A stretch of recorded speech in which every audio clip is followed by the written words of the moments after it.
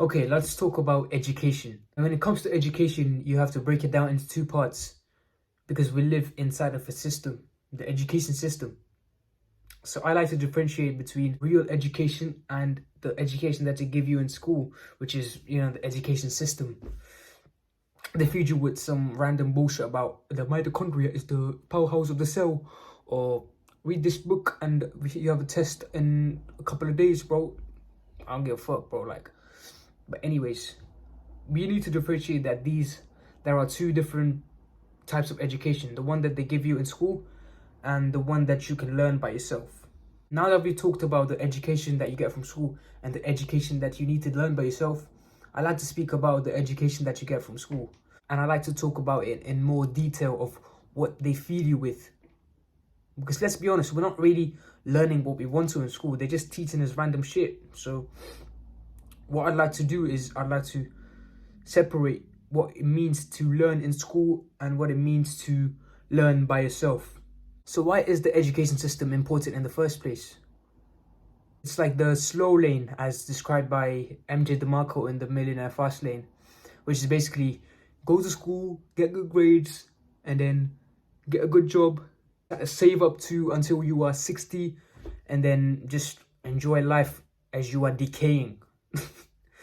Bro, this is how we've been living for the past, I don't even know, like 70, 80 years. That's what we've been taught, and it doesn't really work like that anymore, does it? You see doctors earning less money than underage girls that are twerking on TikTok. Like, bro, doesn't that blow anyone else's mind? How's that even? Bro, if that doesn't blow your mind, I don't know what will, man. There's girls twerking that's making more money per year than a doctor that's literally saving people's lives.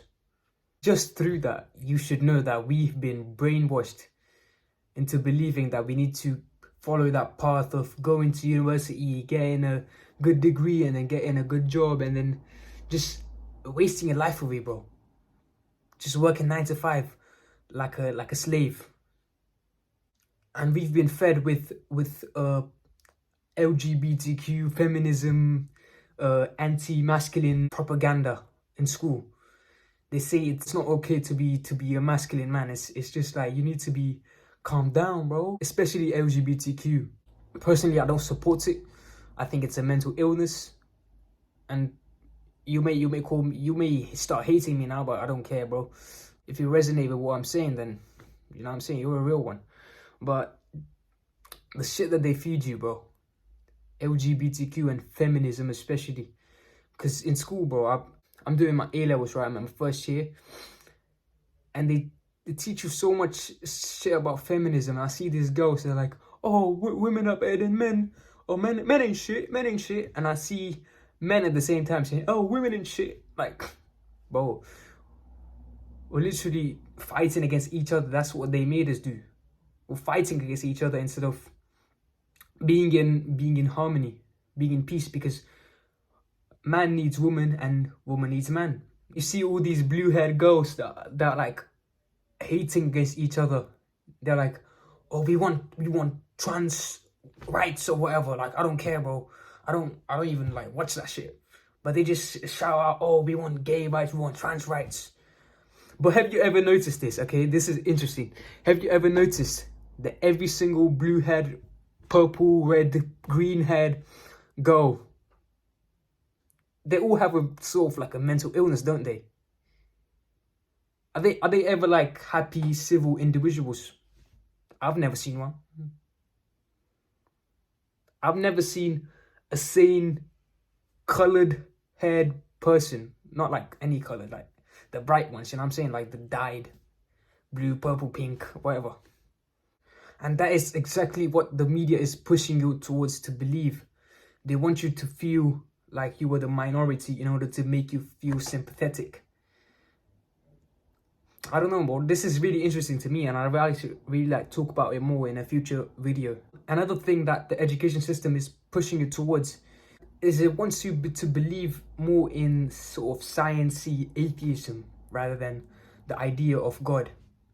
For the past decades or so, we've been more secularized throughout society, which means we've not been religious anymore. God's been pushed out of the home. There's no father in households now. But let's talk about the importance of having God in your life. Because when I was a bit younger, and until last year, I didn't believe that there was a God. But now I've been learning more and more about religion, and the one which I resonate with the most is Islam. Even though I've grown up as a Christian, I feel like that's really what my heart wants me to push more towards.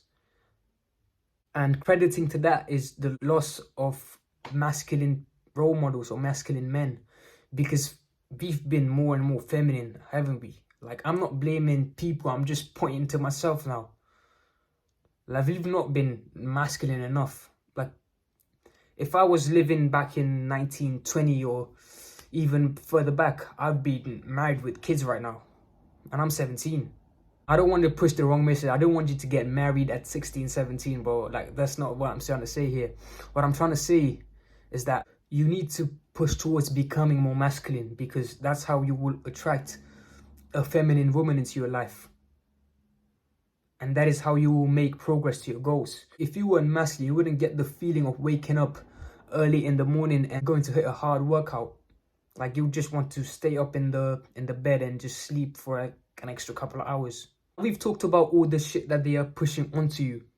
The LGBTQ, feminism, secularism, and the loss of masculinity.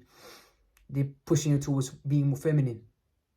But let's start talking about what the real education is. Because so far we've just looked at the education system, which is the one that they teach you in school, which is like subjects, and then they give you tests at the end. We're not focused on that anymore, because that won't lead us anywhere that we want to be, which is, do you want to be average? No. Then you can't just follow the education system. You might argue against this by saying, you know what, there's a couple of good degrees that get you a high level of, like, I don't know, IT engineering. Alright, you can do that. But if you want to get to a level of success without the education system, this is exactly how you do it. The greatest education that you will ever get is to learn what you are interested in. If you don't know what you're interested in, then what I'm suggesting you to do is sit down in your room with no distractions, just you. And you will start to get thoughts about random things. You'll just start to think about, oh, religion, oh, fitness, oh, diet, oh, sleep. You just start thinking about these things, and you just really like to start to, like, know a bit more about them. But at that point, just write out the things that you want to learn about. And then what I would do is, anytime that I have some free time, so let's say I'm traveling to school and I'm putting my headphones on, I'm not going to listen to some mindless music of some rapper talking about taking drugs and fucking some bitches. I'm not going to listen to that. What instead I'm going to do is I'm going to listen to like a educational podcast. So let's say I want to learn more about sleep. Well, I'm going to put on my headphones and I'm going to listen about Andrew Huberman's podcast on sleep. Or let's say I want to learn about fitness. And it's like a specific thing. I want to learn how to increase my muscle mass in my shoulders. Okay, so I start typing in a video. I search up, how many parts does the shoulder have? Oh, there's 3. There's the front delt, there's the lateral delt, and the rear delt. I never knew that. So I'm going to start training these 3, and then I'm going to get good shoulders. Without this type of education, you wouldn't have, like, you know, good shoulders. You wouldn't really think about that there is multiple parts to a certain muscle. You would just go train, come back, sleep, train, come back, sleep. That is good, but if you learn deeply about the training that you are doing and why you're doing it, then I think that's really important. On a side note, right, let's say you want to learn about masculine and feminine energy, or you want to learn about dopamine. Well, you can just get books on learning about that. So what I do is, when I have like a free lesson, I just grab my book and I start reading it. Like, I've read The Way of the Superior Man like I don't even know, countless times, but I can't even count anymore. I don't have it with me right now, I would show you, but it's truly, truly changed the way I look at things now and the way I carry myself. And dopamine as well. And once you start learning about these things and start consuming educational content and replacing entertainment with education.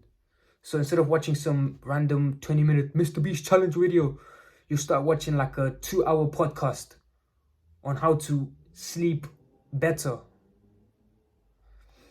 You get that knowledge that would stick with you for the rest of your life until you die, instead of watching this mindless video.